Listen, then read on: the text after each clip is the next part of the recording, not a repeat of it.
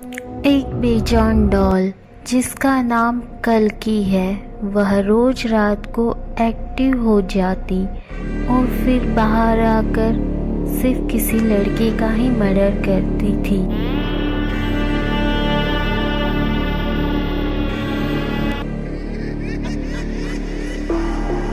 कल्कि हर संडे को ही मर्डर किया करती थी।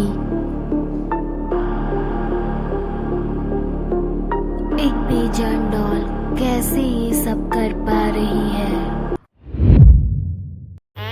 कल्कि सिर्फ 20 से 25 साल के लड़कों का ही मर्डर क्यों कर रही है? जानने के लिए देखें कल्कि द क्रिमिनल डॉल की पूरी कहानी। इससे पहले मेरे चैनल को लाइक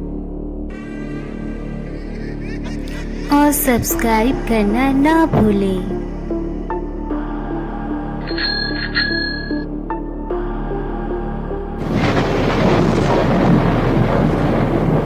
कल्कि द क्रिमिनल डॉल।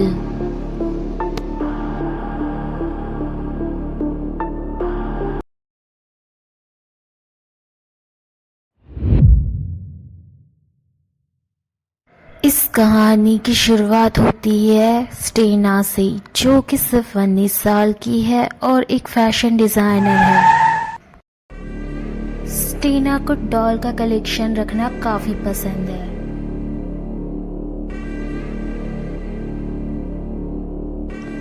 स्टेना के पास अलग अलग वैरायटी की डॉल है।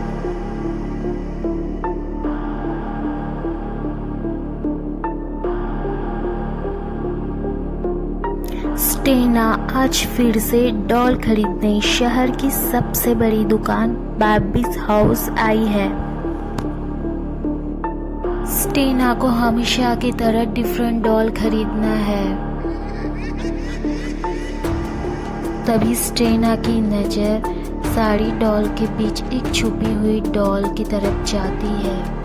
स्टेना उस डॉल को देखते ही अट्रैक्ट हो जाती है और उसको खरीदने की सोचती है। फिर वह डॉल को लेकर शॉपकीपर की ओर बढ़ती है और उसकी प्राइस पूछती है। शॉपकीपर उस डॉल को देखकर चुप हो जाता है और शॉपकीपर के चेहरे पर पसीना आने लग जाता है, जैसे वो उस डॉल को देखकर डर ही गया हो। वो अपना पसीना पोंछकर स्टेना से पूछता है, क्या आप सच में इस अजीब डॉल को खरीदना चाहती है? स्टेना सीधे कहती, हाँ, मैं सिर्फ इस डॉल को ही खरीदना चाहती हूँ।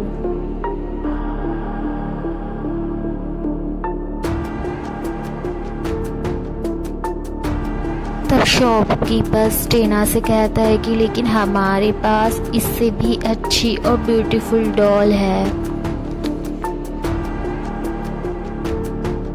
ये डॉल तो कुछ ओल्ड टाइप लगती है। स्टेना उस शॉपकीपर से बोलती, नहीं, मुझे यही डॉल काफ़ी पसंद आई है और ये कुछ अलग है। प्लीज़ आप मुझे इसे पैक करके दे दीजिए।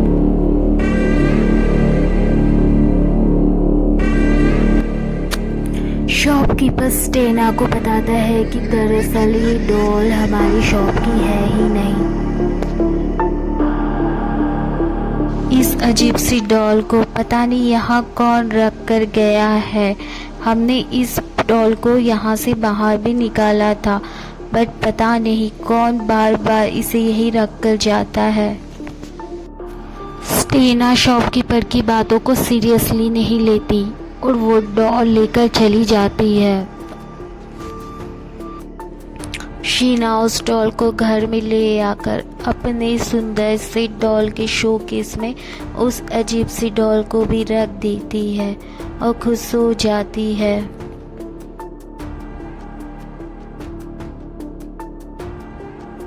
स्टेना अब रात में घोड़े बेचकर सो रही है और इधर कल्कि की आंखें शाइन कर रही है क्योंकि कल्कि एक्टिव हो रही है।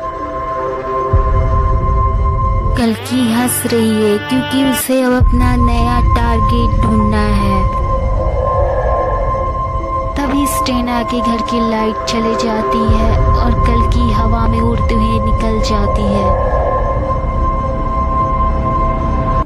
स्टेना के घर से 7 घर बाद वाले घर में कल्कि जा रही है, जहाँ एक 22 साल का नौजवान रहता है। कल्कि उस युवक को निहारते हुए बोलती है, कल्कि तुझसे संडे को मिलती,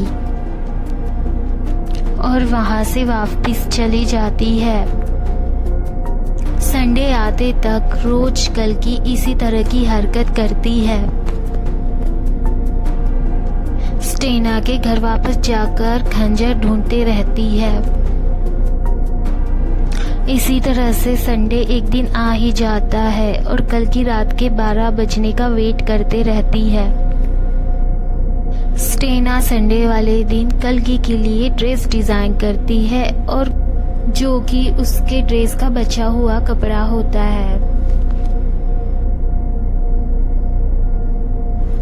कल्कि भी इतना सुंदर ड्रेस देखकर खुश हो जाती है। वो सोचती है कि इसे पहनकर ही मैं अपना टारगेट कंप्लीट करूंगी।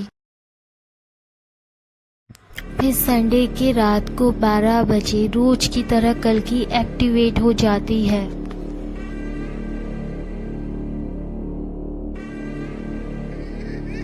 वो स्टेना के घर से 7 बंगलों बाद बंगलो नंबर 8 में जाकर उस 22 साल के लड़के का मर्डर कर देती है।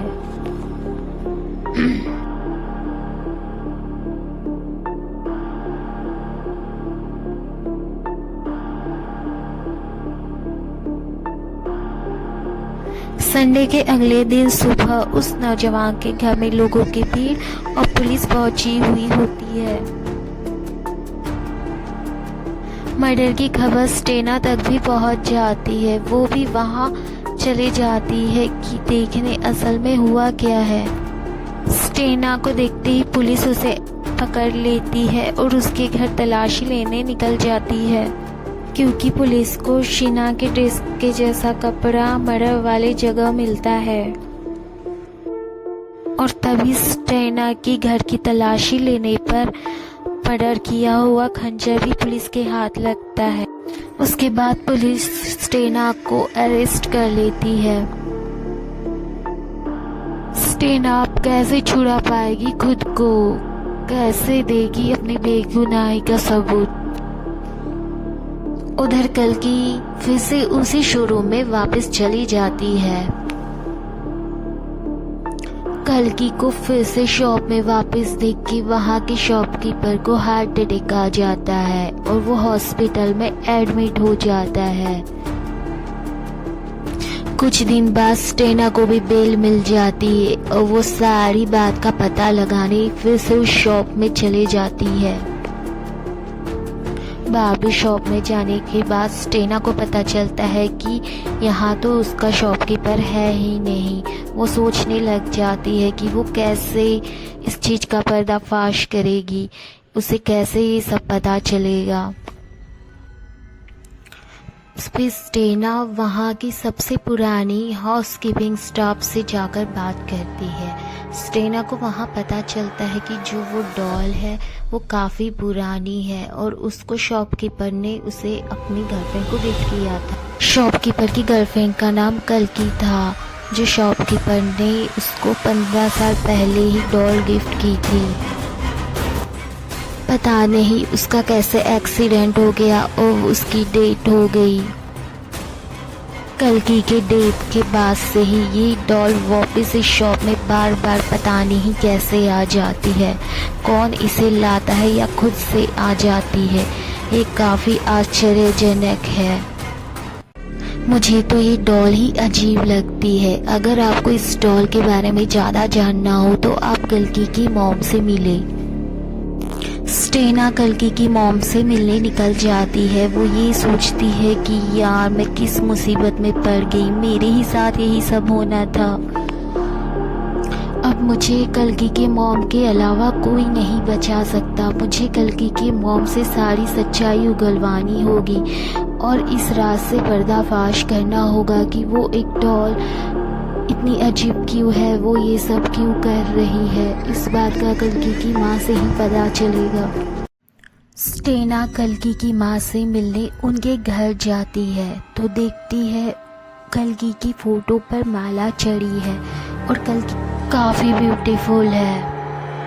कल्कि की मॉम भी काफ़ी दुखी दिख रही थी और उनके आंखों में बदला लेने का भूत सवार दिख रहा था, जैसे वो किसी को सजा देना चाहती हो।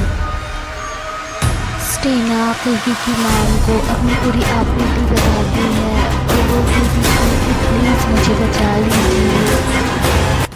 तब कल्कि की मॉम स्टेना से कहती है कि वो कोई आम डॉल नहीं है, उसमें मेरी बेटी की आत्मा है। तुम्हें किसने कहा था उसे लेने के लिए? वो वही ठीक थी ना, अब तुम बिन वजह फंस गई। स्टेना कहती है आंटी मुझे बचा लीजिए, मैंने क्या बिगाड़ा है किसी का। कल्कि की मॉम स्टेना से कहती कि बिगाड़ा तो तुमने कुछ है नहीं, बिगाड़ा तो उस शॉपकीपर ने है, उसने मेरी बेटी की ज़िंदगी बर्बाद कर। कल्कि की मॉम स्टेना को बताने लगती है कि कल्कि के साथ उस शॉपकीपर ने क्या किया था, उसकी कैसे पूरी ज़िंदगी बर्बाद कर दी थी। स्टेना को कल्कि की मॉम बताती है कि कल्कि उस शॉपकीपर की गर्लफ्रेंड थी और वो उससे 20 साल की थी। मेरी बेटी को उसने झूठे प्यार में फंसा रखा था। मेरी बेटी उस पर काफ़ी भरोसा करती थी और वो राक्षस उसको मन बहलाने वाली खूबसूरत डॉल समझता था। उसी ने मेरी बेटी को ये डॉल गिफ्ट की थी।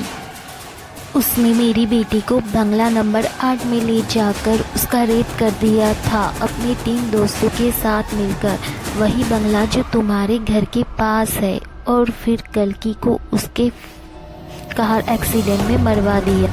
किसी ने हमारी कुछ नहीं सुनी, यहाँ पुलिस ने तक हमारी कोई भी किसी टाइप की हेल्प नहीं की।